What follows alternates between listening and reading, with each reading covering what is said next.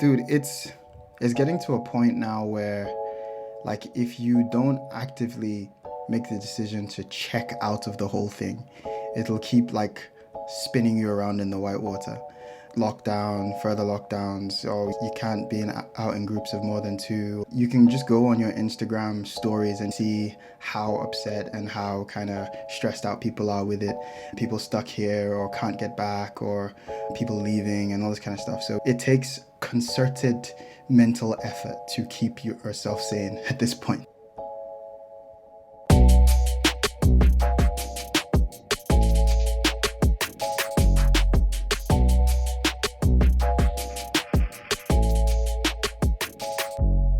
Welcome to Homegrown, the podcast where we aim to inform, inspire, and entertain through personal stories of Black expats. We're your hosts, Louisa and the fantastic Fo. Yay! I'm surprised that you managed to get that all in one take. I was actually rooting for. I'm so proud of myself. You were waiting for me to fail. This dude. I mean, we do it to each other. Whenever I have to do the end bits, you're there just going.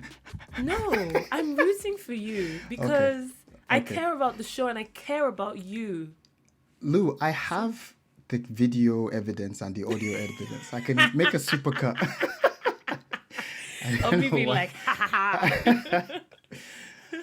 Okay, so welcome to our first ever video and audio podcast. So we thought we'd try this one out and just to see what it's like, because we actually keep a lot of video, but we don't actually use it. So we want to foray into the videoscape. So we might put because this on usually I YouTube. look trash. Yeah. Whereas today, look at me, banging.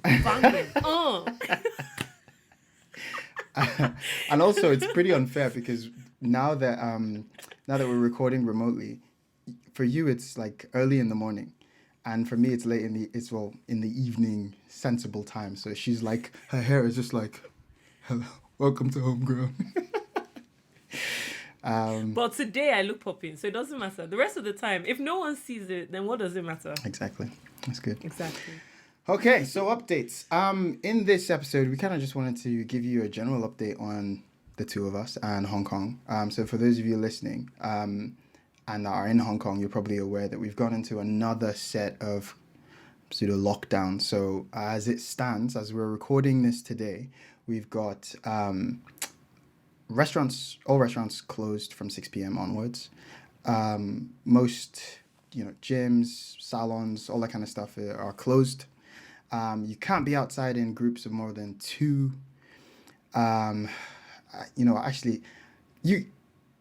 It's actually disheartening to reel them all out. But it's kind of bleak. At all times. Mask on, but that's facing fines, and they've been dashing fines anyhow. Dashing fines out. So I kind of just have an appreciation for travel has been kind of that way for a while, but even more so in terms of coming back in now, right? Yeah, it's I think what's happened now is the confusion. Before, at least you knew you were going to do a 3-week quarantine. It was going to be in this list of 40 hotels. But now, I mean, speaking to some friends that have come in recently, and it's like, oh no, I got to Penny Bay and then I got moved after 4 days and then I got taken to this other place. So the uncertainty is like, a whole thing to itself, which explains that monologue, because it was like, for me, I've had to like mentally check out of the whole thing, just like not watch it, not check what the numbers are saying, not check what the government is saying, because like the news will say, oh, the government might do this, and then you panic about it and then wait around to see if it actually happens or not. So it's like it feels like we're where we were 2 years ago, where there was a bunch of uncertainty. You were kind of sort of insulated into your homes, essentially, because at this point, if you stop for a chat in the street, you could get a fine because you're now in a group of more than two. So I'm not saying that that's widespread and that's always happening, but there has been stories of that. And I think it's just a general state of panic, which is a little bit disappointing because we've been doing this for 2 years. And so you kind of expected us to like sort of meander towards a state of like more certainty and like, okay, well, if we do have an outbreak, then this is how we're going to handle it, because we saw what happened in Taiwan, we saw what happened in the UK. But it seems like fresh, like brand new. Yeah. Cases went up Right and back to square one. scramble. I mean, Yeah. no food on the shelves, in the markets and stuff. And yeah, it's a little bit heartbreaking, because you can see the rest of the world kind of coming out of it.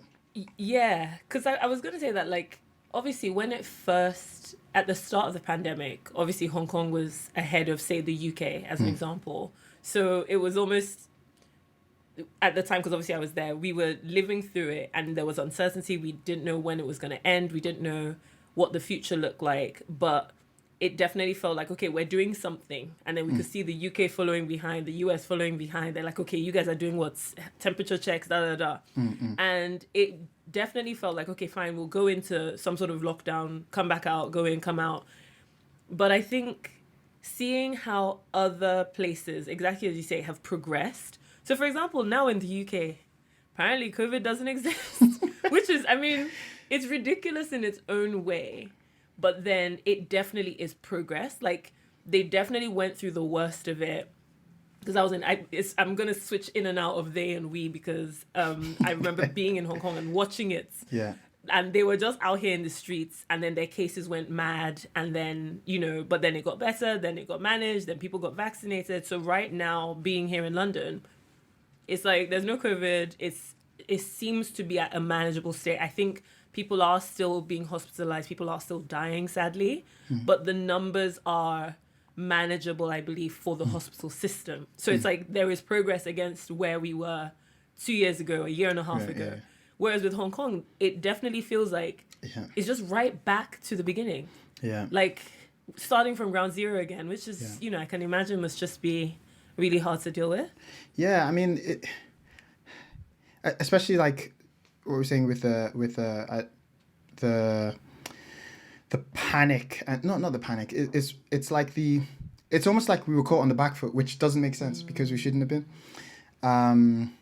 And so you've obviously seen like on the news of gurneys outside in the cold with people on them, and like no spaces in the hospital and that sort of thing, because of a policy that says everyone must go to the hospital regardless of how severe and sort of thing. I guess the UK, because they had all these high numbers, they learnt a filtering system for who needs to go to the hospital and who doesn't, which in itself was wahala, because it's yeah, it worked in its own way. Yeah. And I'm super interested to like know how everyone else is feeling. I mean, obviously you talk to your friends, my close friends here that are sort of in the same boat, and they're like, oh, everyone's kind of like kind of sick of it at this point. But mentally, like from a mental health perspective, because this COVID thing taxed me, and I feel like I got unlucky because I've been here for the worst COVID in Hong Kong, and also managed to get the worst COVID in the UK. Yeah. Like, you've had some bad luck. And seeing how both things were handled. And actually, I think that Hong Kong is more uncomfortable because there is a state of panic, because people are panicking. Because they're like, when I was in the UK, people weren't stripping the shelves. They were being lackadaisic, if anything. You were like, oh, you should probably be more, cautious. You should probably be more worried and actually wear a mask and whatnot. But I feel like people like have just been through it. I was saying this to Yele, like, we've been doing this for 2 years. Like, imagine just taking cover for 2 years. Yeah. And especially for people that don't live here, I know like loads of people have, I don't know if you've seen this, but loads of people have left Hong Kong or are leaving Hong Kong. Yeah. There's this mass exodus because, some people like held out for the first few months or first few years, and then afterwards, like, you know what, can't do this anymore. And I think the weight of that is the fact that this isn't home, right? So if you've got your whole family here, you've been here for decades and decades and decades, and you've lived here for a long time, then it's home, and there isn't anywhere else to go. And actually, based off of how Hong Kong handled it for the most part, you're like, this is actually the safest place to be. But if you're not from here, and even though you are safe, you're very far away from everyone else. So I mean, for me, like I don't have any family here, right? I have like close friends, but some of them stabbed me in the back and left. Why are you so dramatic? I was like, some of them did what? Why are you so dramatic? But I feel that like at some point 2 years ago we had a big tight fist of friends, and then over time, you know, it's weighed on them, and or for various other reasons that people have left. Yeah. And then, you know, even Yele was in Nigeria stuck in Nigeria for a few months. Yeah. So then you're here by yourself. Yes, it's safe, but you're still kind of, and then you're Alone. surrounded by panic. So you're Yeah. like, Yeah. you want to hug. So Phil, how are you dealing with that? Mindfulness. Mindfulness is the the learning of the last 2 years. I mean, it's not been like I discovered mindfulness and therefore everything is all right. It's been like this weird uptick and downtick, and you kind of but as it stands, I think the approach that I'm taking is to actually just unplug. We'll talk about books later on in the episode, because that plays a big part into where where I'm learning how to like handle it. But I'm the type of person who, when there is uncertainty, I try to control it, right? I use all my might to bend it into what I want, right? I try to use... Which is an understandable reaction, right? Yeah. It is, and if you feel out of control, you try to create control in any way. Yeah. But obviously that in itself leads to its own wahala. Absolutely. And I guess for the most part, up until a global pandemic, it works for you, right? What are the things what are the uncertainties that you're trying to control? Your grades or your performance at work or your relationships. Those are things that you can use human energy to affect. You can't use human energy to affect a global pandemic. So it's like the first time where you're like feeling powerless, but you still have that drive to like actually do something about it. And I think that got me banging my head against the wall. And I know for like a lot of my friends as well, they're kind of the same type. It was very difficult because it's like, here's a problem that you can't fix, but you have to sit there and deal with it and look at it every day. So yeah, it's been tough. It's been tough. I haven't enjoyed the last 2 years. No, let me take that back. It's been a good 2 years. I mean, in the grand scheme of things, I'm probably the 1% luckiest people in the global pandemic, and that shouldn't be like sniffed at. But it has kind of shown me that my way of being is not sustainable. Like life will throw things at you that you can't control, and it's like, okay, how do you manage the things that you can't control? That whole thing of letting go. Like that was a thing for, that was not something that I ever had. Yeah. I could never let things go. And even at work, like I was definitely the type of person who took things too seriously, took things personally. Like I put, and we'll talk about that in books, you attach yourself to these problems. And then you have to fix them because you're physically you're emotionally connected to these things. So if they don't get fixed, you're in turmoil. You're in whatever state. I think it's really interesting though, the point about control, that I do think it's common for most of us. It's kind of human nature that when you feel out of control, obviously you want to try and gain it back. If you are, I'm sure there are different types of people. So anyone that likes to be in control, when you're feeling out of control in any way, you do whatever you can to either control that situation or you try to control other things. So sometimes, so like you use the example of like whether it's your grades or whatever at school or your job or whatever, you then pour yourself. And I feel like you definitely strike me as that person. I've sort of seen you do it in bits and pieces, but you will take that thing and you're like, I will do everything I can to make this work. Whereas another way that it shows up for many people is they then become controlling of other things. Right. So it's then, this is my quiet time. How dare someone ring my phone between the hours of this and this? Don't they know? And you find yourself losing your shit over sometimes stupid little things, but that is your semblance of control. That is your way of feeling like you have power in some way.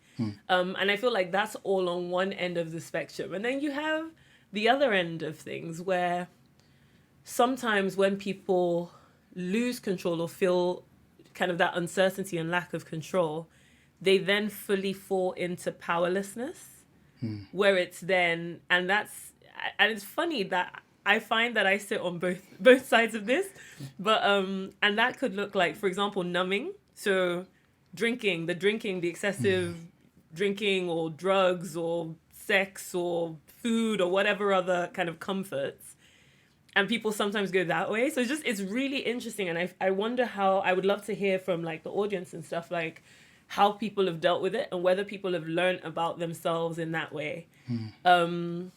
Because yeah, like the last 2 years, mate, I feel like we've all become a lot more kind of intimately knowledgeable about ourselves and the way that we deal with things. Like I can say that my self-awareness has definitely gone up, and I've uncovered some uncomfortable truths. Uncomfortable truths. That's that. I mean, I think that that's probably the biggest. That's probably been the biggest blessing of the whole experience, but also the thing that's made it most difficult is that you see yourself, and you see like, yourself shit. in like wow. Is this how you used to do? Yeah, I mean, we don't need to go into the details, but like even between the two of us, like we were homies before the podcast. We were homies when we started the podcast and what was going on. But then once COVID started COVIDing, and it really stressed us. Yeah. It was people. I mean, we're here. Like, it is so... Like, you're literally one of my best friends. You are literally one of my best friends. And there were moments I was just like, this fucking dude. And I say moments, but it lasted a minute. Yeah. It lasted a minute. And it's crazy that, obviously we got back here, but working through that and like those conversations we then had to work through that, and seeing how it was basically a perfect storm of all the shit that not just was happening around us that we couldn't control. And you know what? That's a perfect example of what I said in terms of the control piece. Life is uncontrollable. And then you're not like, no, but I must now have control of this specific thing. And so therefore, like, Louisa, how dare you do this? Or Fo, how dare you act?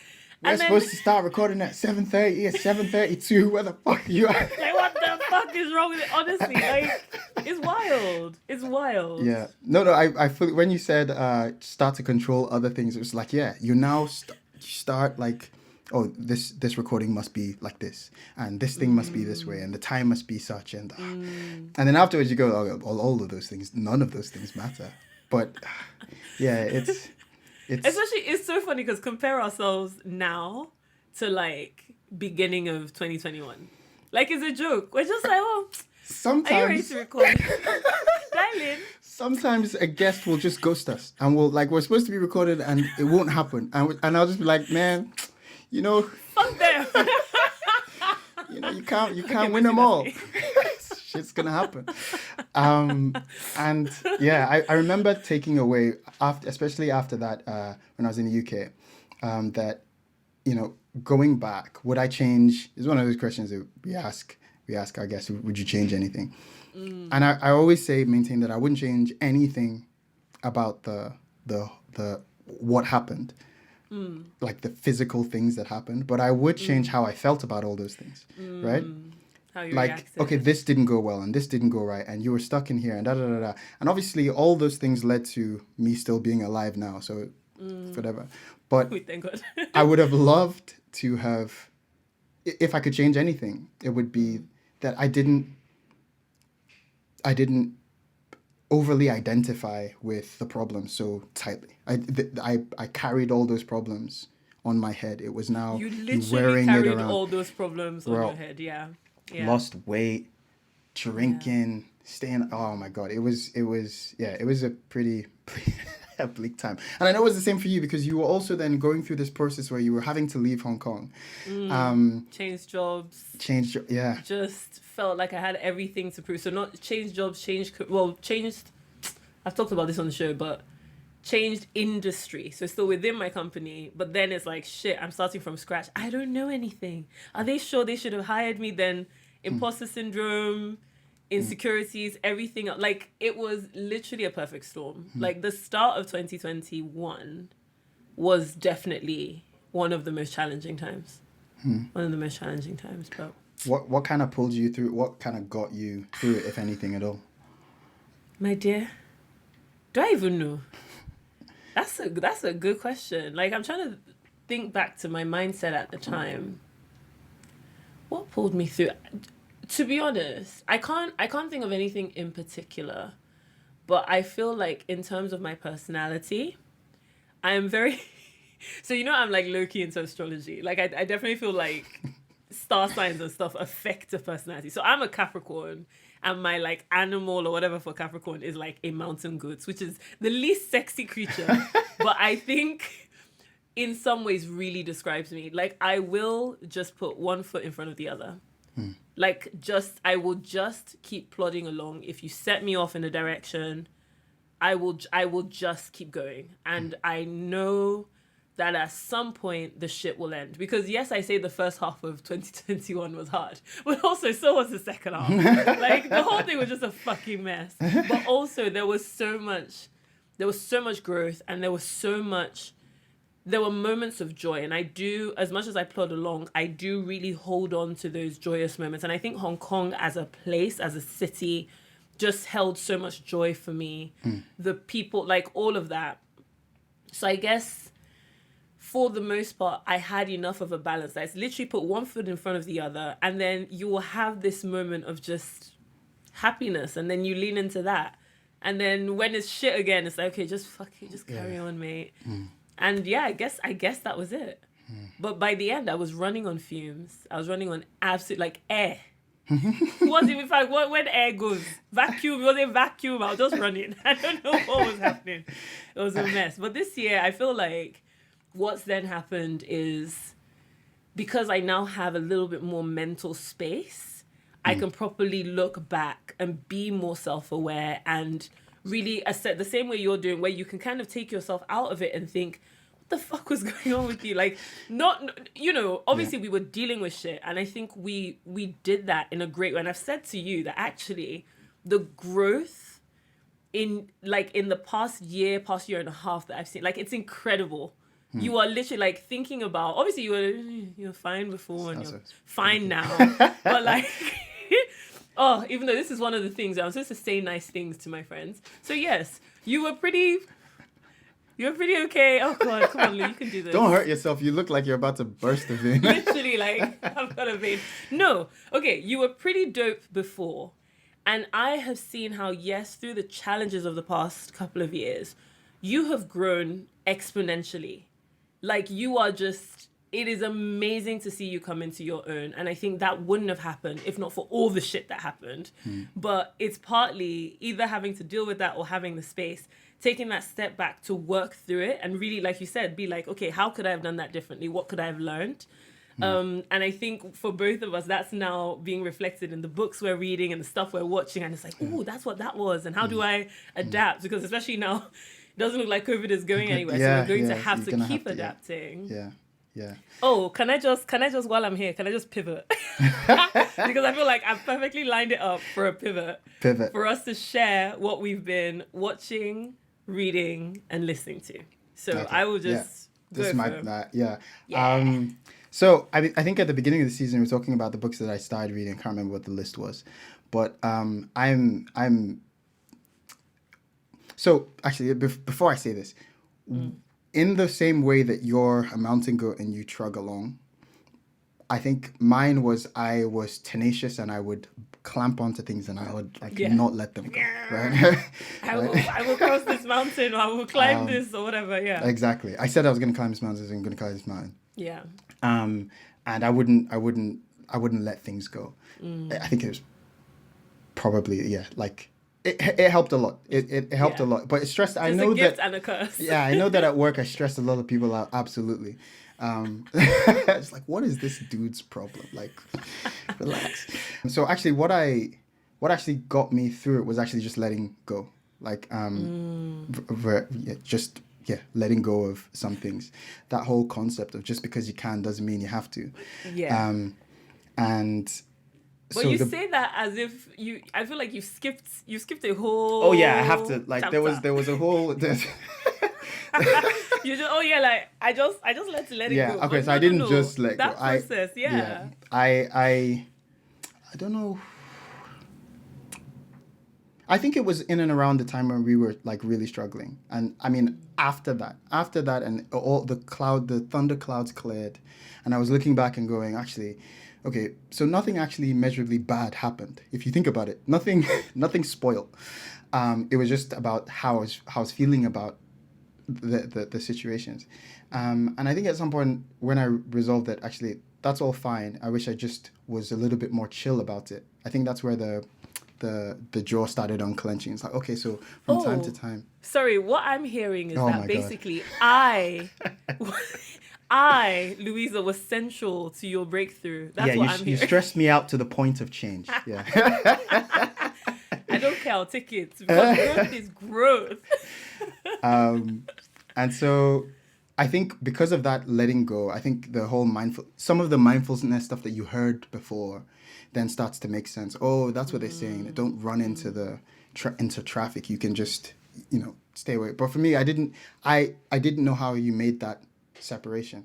If I'm calm, yes, I can watch the traffic, sure. But if I'm In into the thick something, of or it, I'm feeling yeah. stressed, or actually it's a fight or flight. It's like my chimp behavior. Once I'm threatened, my way of doing it is clamp on and hold everything down. So I think that informed a bunch of the books that I started reading. So one of them was How to Change Your Mind, which literally in the title, how and so yeah, led to the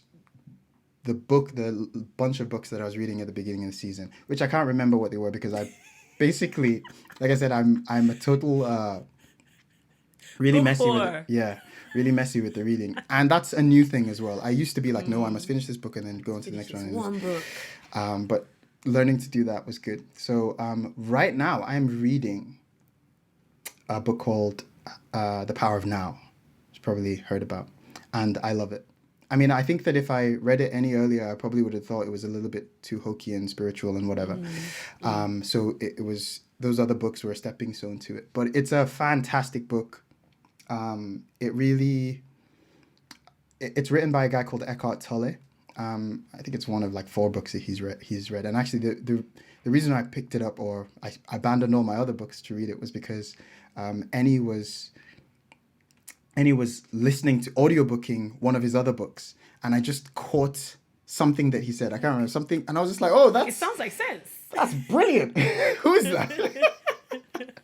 And then so I then jumped up. So we're now listening to this book together. But then obviously I have to go to work and all this kind of stuff, so we couldn't pair up. And then eventually I stopped reading that with her, and then I read his first book, which is The Power of Now. And in it, he kind of breaks down. I'm not going to do this justice, so I really recommend that if you're listening to this or watching this, you should definitely read the book because it's really good. He's a weird dude, but the way that the book is presented is actually quite accessible, and he gives a lot of really good examples and analogies and good context. So it's usable. It's mindfulness tools, not mindfulness. No, it's like it's a mindfulness philosophy that makes sense and you can apply. Like a framework. Like a framework, yeah, exactly. And really roughly, what it is he's saying that everyone on the planet is insane. Like we're all nuts, right? And the insanity that we have is rooted in over-identification in things. So, right, we think that we are the voice in our head, right? So actually 3 things: over-identification in form, in thought, and in emotion. So like over-identification in form being you think you have overly identified with your physical form. With your arms and your legs, and a good example is that was like he was talking to some lady who was in a hospital or something, and she was gonna lose an arm. I bastardized the story, but this is the nuts and bolts. Someone's about to lose an arm or a leg or something, and they're going through it and being really emotional about it. And he's like, "Are you gonna be less of who you are once you lose that arm?" And it's like, "Actually, no, I'm not gonna. I'm still gonna be the same person, but with it's like so you're not. If I take this, you're still going to be yourself. So you're more than that form." or that extends to, you know, inanimate objects, so your phone or your house or your car or your girlfriend, right? Or your no, actually, career is in a physical form, but yeah. So if you say my, you have now attached your heart to that thing, right? And now, if anything happens to that thing, you will feel attacked, right? It's an extension of you. So he calls it over-identification because we've put too much of ourselves into these things, into our, and that allows us to be, allows suffering for us, right? Yeah. So then over-identification of thought is the voice in your head, that talking voice. He's saying that that thinking, that voice that's thinking isn't actually you. We think it's you, right? So when you go, oh, damn Louisa, stupid lipstick. You know, I said lipstick. That isn't me. Hitter. That isn't me. But that's a thought. I didn't. That's not me. He's saying that, you know. But we often believe, and actually, once I read that, in watching TV and looking at Instagram, you see a lot of messaging that reinforces this idea that you are your thoughts, right? Yeah, right? Because you would assume that you are, right? Like, especially like when you get down to the values level, it's like, I really like you, when we were talking about this before, you gave the example of you with punctuality. And it is, I am a punctual person. And therefore... And then because of that... Yeah. So I have... that's a thought, right? He's basically saying that you've almost made this character in your head. We've all imagined these idealistic, who is Louisa, who is Fo, in our heads. And obviously everyone else has their own ideas of who they are and who other people are. But they're all fantasies, right? The problem is we've over-identified with these fantasies. It's if you're not if I show up late, am I less of a Fo? And you see, I think this is, for me, the hardest one. It's the hardest one for me to wrap my head around. Because I think I am absolutely a person that over-identifies with thought. Like because in my mind, I rationalize it as these are my core values.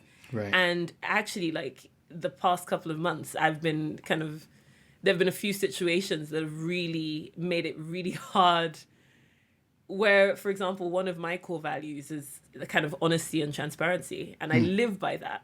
So if ever I have to tell a lie, or I'm not fully honest, or someone tells a lie to me, or and I'm just like, this is against the fundamentals of what I stand for. And I would feel like, if, for example, I told a lie, I would feel like less than me. I would feel like that's not me, and the shame and the guilt and the this and the that.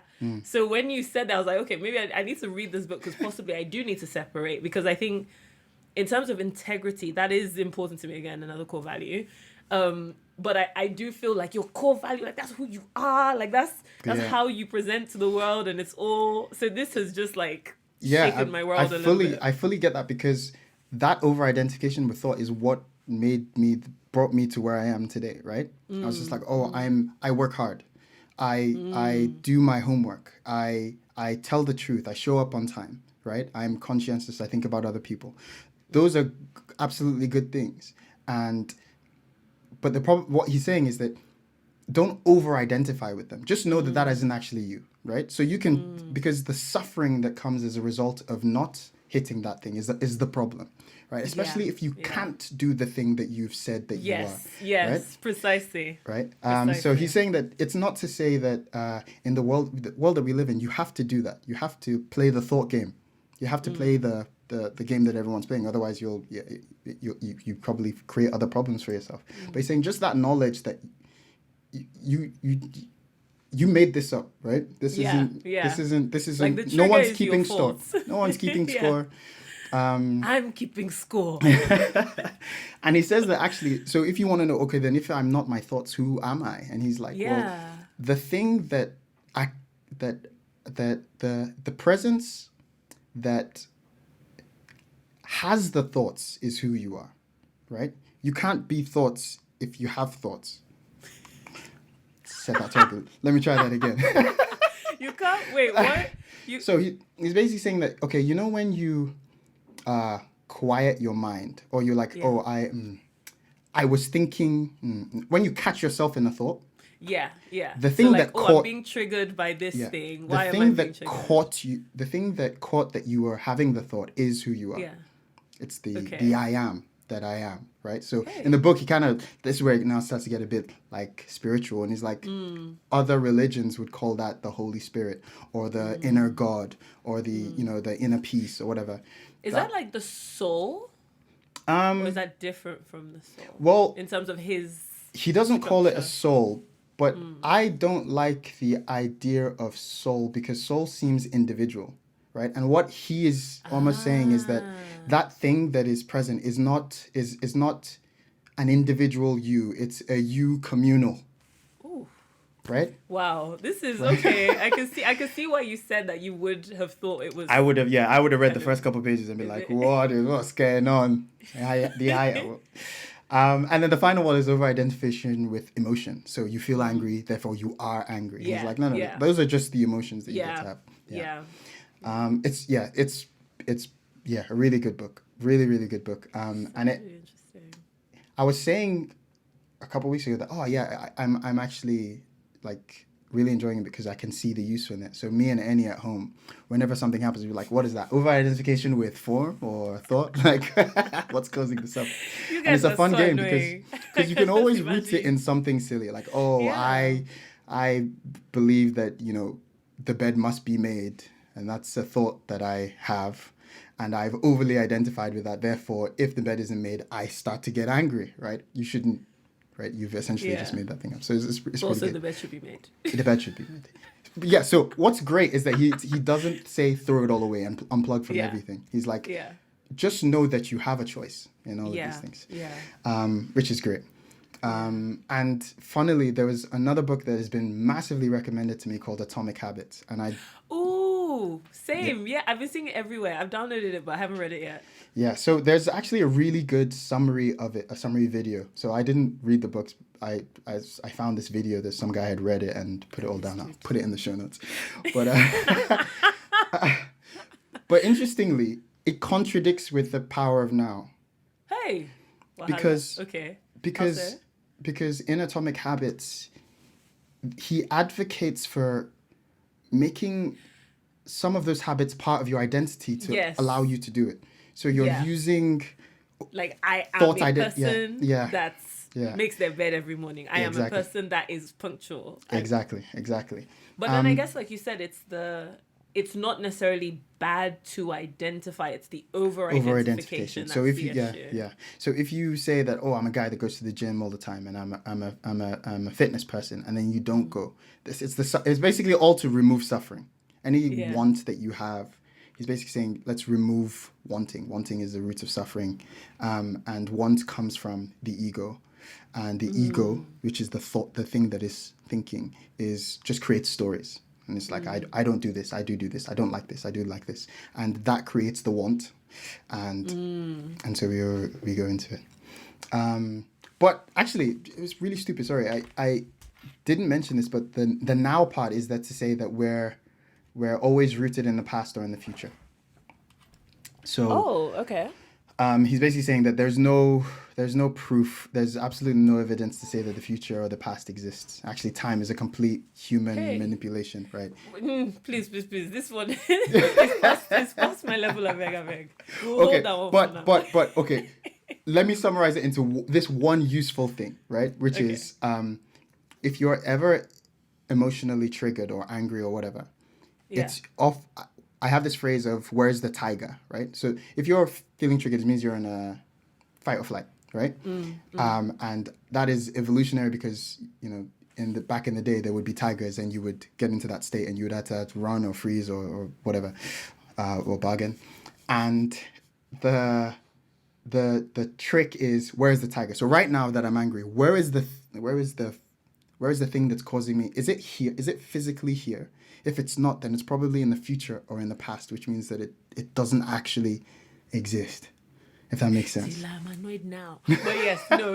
I get that. Because it's like, okay, I fear something in the future is why I'm Yeah. angry Yeah. or sad, Yeah. right? And he's saying the future doesn't exist, so you're paying interest on the loan that you haven't taken yet, right? Interesting. Or something that happened. He's like, can you experience something in the past? Can you experience your if you can't experience something in the past and you can't experience something in the future, then it doesn't actually exist. There's no, we can't, it's untangible. We can't feel it, we touch it.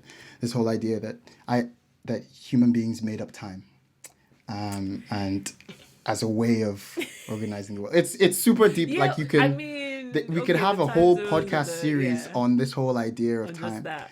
But he's basically saying that we're all insane and we're all unconscious because we're all believing the voices in our head, and that's the state of humanity. And we need to evolve to separate ourselves from our egos. Otherwise, we'll destroy the planet. I mean, sounds pretty accurate Yeah. for where we are right now. Yeah. Yeah. Interesting. So it's super good. Okay. Really fun. Huh. So I'm not reading. I'm not reading anything at the moment because I've been listening to a lot, and I'll come back to that. So I think as at when was it? Beginning of the season, I think that we were talking about what we're reading, and I started Bell Hooks' All About Love. Okay. And to be honest, This I is the have one that was nothing more heavy. to say. It's heavy. Right. Oh, it's heavy, but heavy in a good way. Okay. It's heavy like a weighted blanket kind of thing. Right. Okay. Where you could, I say this as if I've ever used the weighted blanket, but I could imagine that you could panic for a second and it can feel overwhelming. But actually, if you leave yourself to just feel, it's really powerful. And like so far, I just, you're reading, you're just like, oh, Jesus. So I will hopefully have an update soon. And, I would love to do, I'm sure we'll do a little bit more, and we'll, the audience, let us know what you think. We will maybe do this a little bit more, and maybe by then I'll have more to say. But can I talk about what I've been listening to? What have you been listening to? Brené Brown. I'm obsessed with her. Brown. I just love her. I so much love her. She's just so fucking great. Like, I love that it's funny because the girl that I work with was asking me, like, why am I so obsessed with her? And it's the fact that she marries, well, first of all, she's just generally just fucking amazing. But like, she's a data scientist, essentially. She's a researcher. So the nerd in me just loves that shit. I love data. I love patterns. But for her, because she studies shame, she studies leadership, she studies fear, she studies all these things. And her data points are essentially stories. And so in one of her TED Talks, she describes stories as data with a soul. Right, And I just think that's so beautiful, and it's so like part of, even with the podcast and stuff, in my mind, I'm a baby Brené. Like that would be like, so okay, let me stop fangirling and actually like talk about some shit. So basically her podcast on over-identification with Brené. Sorry, Karen. I mean, it's true, and I'm not ashamed. I'm not ashamed at all, because she's just so great. And like, I'm trying to think of like highlights. So a couple of really good episodes. So basically what I did was I'd saved Unlocking Us because I think she started it in 2020. But like, we were in the middle of a pandemic. You know, one of those where actually if I think of what I was listening to and watching last year and the year before, I was watching reruns. I started Modern Family from the beginning. And it's funny because I'm sure people have heard about how, like, if you deal with a lot of anxiety, or if you're an anxious person, you do tend to watch things over and over because there's a security where you already know the ending, you already know where it's going. So I was absolutely in that because I hate watching shit again. I want to like see new shit and experience new things. So yeah, so that was me last year. So I'd saved it to come back to at some point when I had the mental bandwidth to deal with it. And I have basically gone back and like binged it. So I listen to it every day for like hours. Really? Hours. Like I just let it play like whenever I'm doing stuff. But it's so good that I actually have like a notes page. So I will pull out things. So like if she says something particularly kind of useful or that really resonates, I will like write it down. I'm not that sort of person. I'm not the type of person that highlights books when I'm reading. They're like, I already know my memory is trash. I'm not trying to remember. I'm like, I'll come back to this whenever. But with her, so there have been really good episodes on burnout. Yeah. That one, I would say everyone listen to it. Like, it's with, oh, Jesus. I'm not going to remember the name of the guest. So it's two sisters are authors of this book on burnout. Okay. And it just, even if you don't read the book, even just listening to the episode, I think is just so powerful to help you, I think for me, especially identifying with some of my patterns. Right. It really helps you see and helps you even look back and realize that there were times where you may not have realized it, but you were burnt out. Like for me, it was like a whole thing with 2021. I was just like, shit, that's what that was. So that would probably be my top recommendation. But then there've been What's the name of a others. podcast? Sorry. So it's called Unlocking Us. Unlocking Us, right? I find it so hard to say. Because obviously my phone, I must keep my phone intact. But like the Nigerian in me wants to be like, unlocking us. Unlocking Us. So it has to be like, unlocking Us. Unlocking us. But it's brilliant. And I will stop rambling now. But know that I'm obsessed with Brené. And if you haven't checked out her stuff, please just Google her. Just Google, because she's a bad babe. Bad babe. She's just so fucking good. Anyway, I will stop there. Have you been listening to anything for her?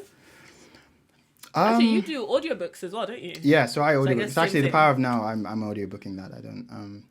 I was listening to Untamed by Glennon Doyle. I've parked that, and just You said it when...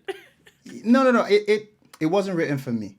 It wasn't written for me. It's written for women. It's written for women, and actually, a lot of the stuff that she's talking about is kind of mirrored in The Power of Now and some of the other. It's a similar. She talks about how she basically stops and goes into a closet and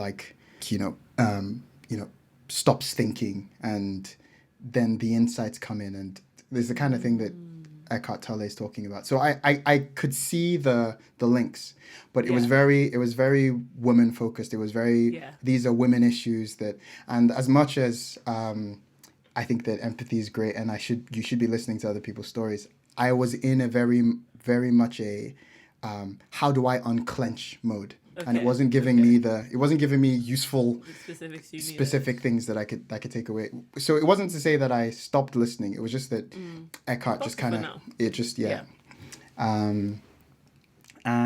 sense.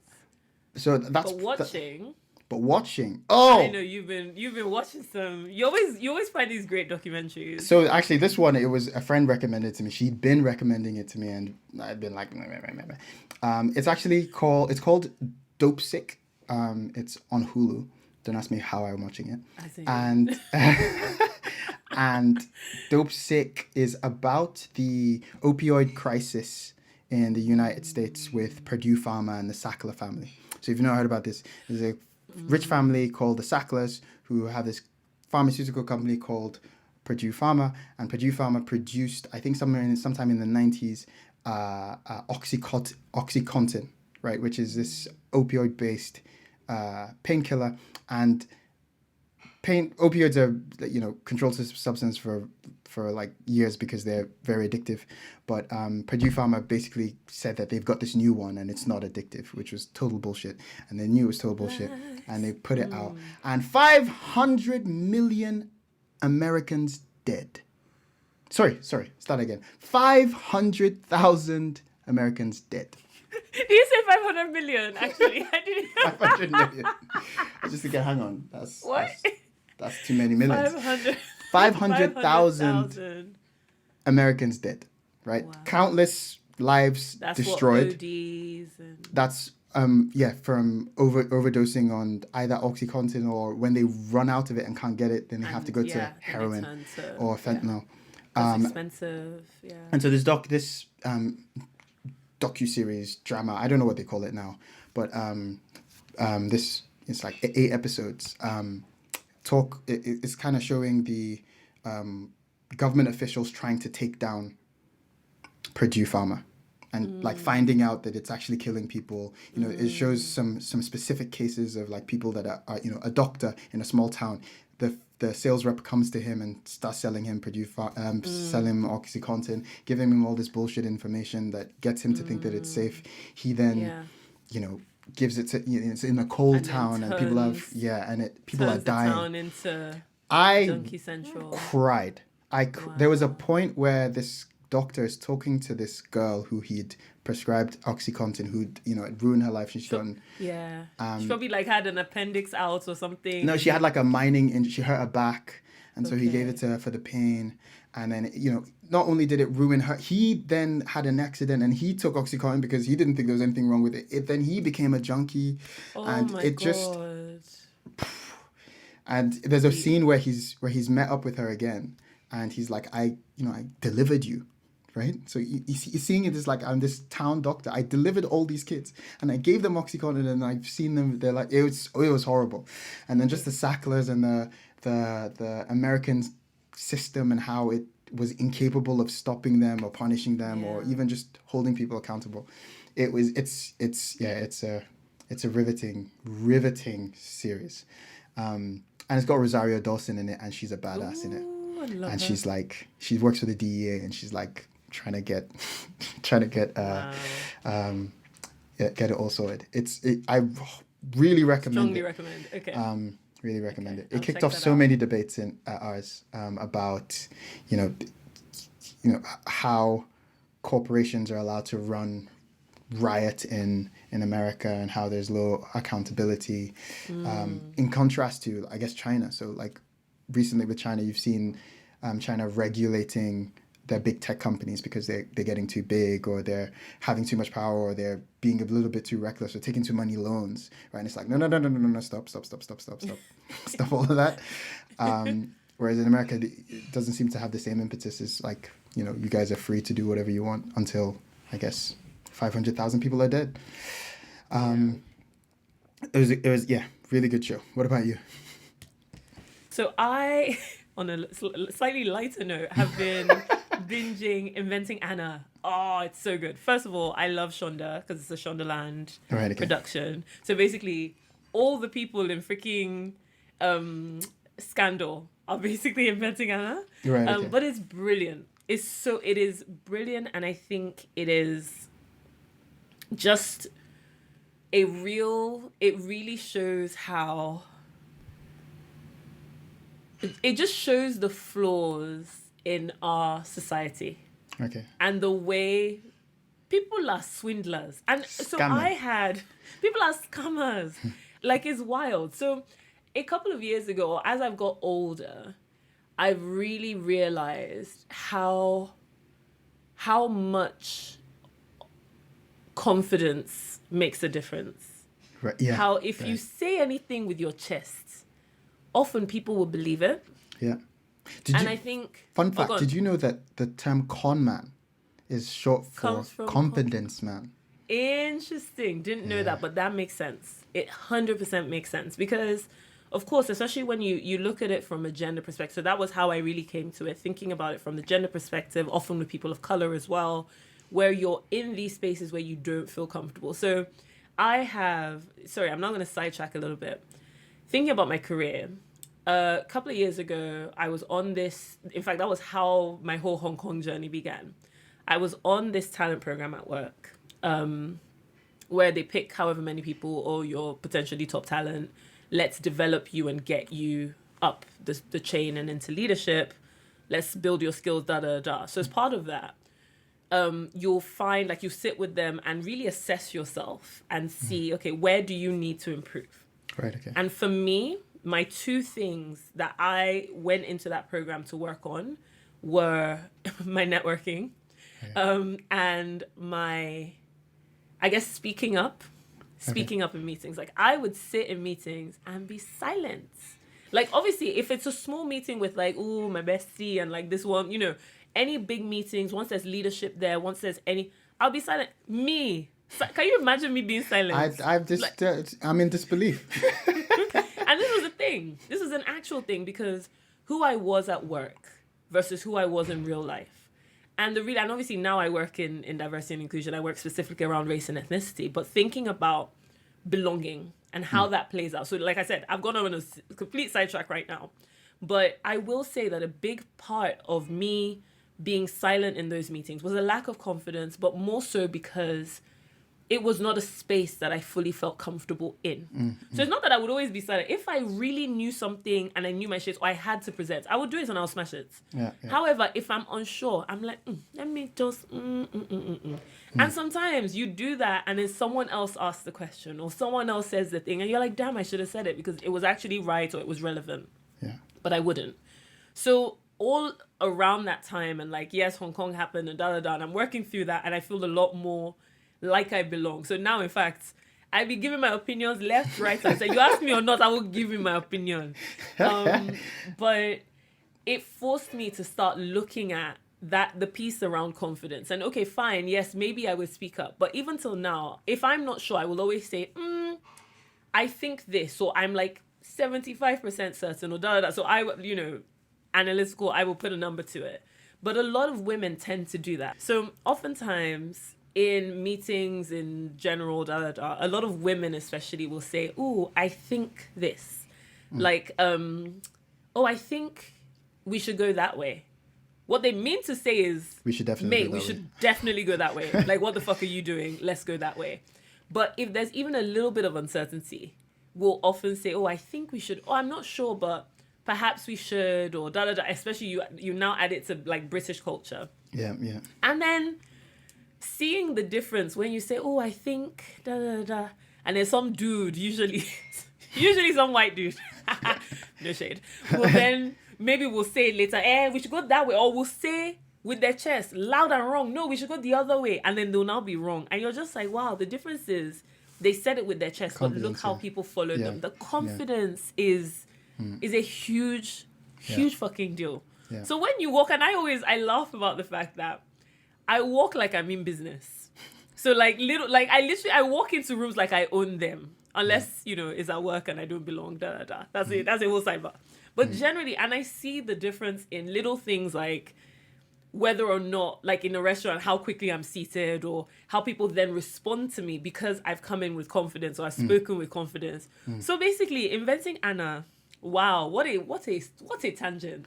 Yeah. Basically solidified that in my head, because the babe and then you now walk in with confidence. You now even diss them.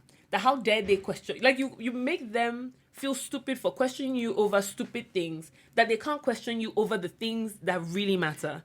Right. Babe just said that, like, is mad. And she's like arrogant. Right. And it's really interesting to watch. And also, like, it's really made me think about some people that I've come across where you assume that they have money. Well, by the time they come in, they flash a few days, they spend a bit, like, and especially as a woman dating, because, like, obviously, not like I'm out here gold digging, but, like, I don't want to be suffering. Like, I want someone that's financially secure, or at least on the same level as me. Like, I just don't want suffering in my life, kind of thing. So oftentimes you meet guys and you're trying to assess these things, that actually, is this just a scammer that he's flashing this, he's driving a range, but actually he's broke? Yeah. Because you come across a lot of these people. At least, thankfully, I think I've been lucky so far. Yeah. But, like, literally inventing Anna, I'm just watching this thing like, wow, between this and the Tinder swindler. Yeah, Like, exactly. I was what a just mess. thinking that when you were saying it was like, that's exactly what he did. It was just Come in, flash some cash, give them big boy vibes, big girl vibes. Next thing, people are just assuming. And it's like, based on what? Nah. And the truth is, you can't know anyone. And it's terrifying. It's terrifying. Yeah, it's definitely something to be cautious of. I think especially in a work setting, and especially when you have like a critical decision making kind of thing, because people can often default to the loudest person in the room, and the loudest person in the room, in my experience, is never right. Including myself. When I'm loud, it's no, actually that's what I say. Loud and wrong. No, but because I feel like also like the volume and the confidence and the aggression in which you push things is also indicative of an over-identification with... It's true. It's true. Right? Because I'm pitching myself. This is my idea. Yes. I've tied myself to it, and I'll fight it. But then other people that are not so emotionally tethered to whatever concept, whether it's left or right, a bit more objective, just probably a little bit more. But yeah, so I've definitely learned to, when someone is making a point to say something, to then that's when I question it the most. That what was your thought process? How did you get here? Like, let's just not so much. Just you sometimes get the impression from people that they're trying to make you think something. Oh yeah, right? okay, right? I get that. Especially when people are intentionally telling you about their money or telling you about their expertise. It's like, okay, you want me to know this. I'm now suspicious. Yeah. Yeah. Like, what you trying to tell me? Yeah. Yeah. It's a good way to be. Just question. Just question. Not distrust, just question. Yeah. Oh gosh. So this probably is a good point for us to wrap up. Yeah. Like, we've had a good catch up. I like these. I think that we should probably do more of these. Yeah. Especially with things being crazy, it'd be good to like tie up and maybe consolidate some of the stuff that we've been hearing from some of the guests. Yeah. As well. Yeah. That would be good. So yeah, you guys at home, thank you for listening. Let us know your thoughts. Look, don't be writing any nonsense in our YouTube comments. Let me tell you now. I will delete it and I will block you. So I've gone from shouting at you on the podcast to shouting at you here. So do let us know your thoughts. Do you want to see more of this? Do you want to see what else are we missing? What should we be talking about? Let us know. Hope you enjoyed this video and this audio for those of you listening. Yeah. And then until next time, I guess we'll see you again. So then, Yes. bye-bye. Bye.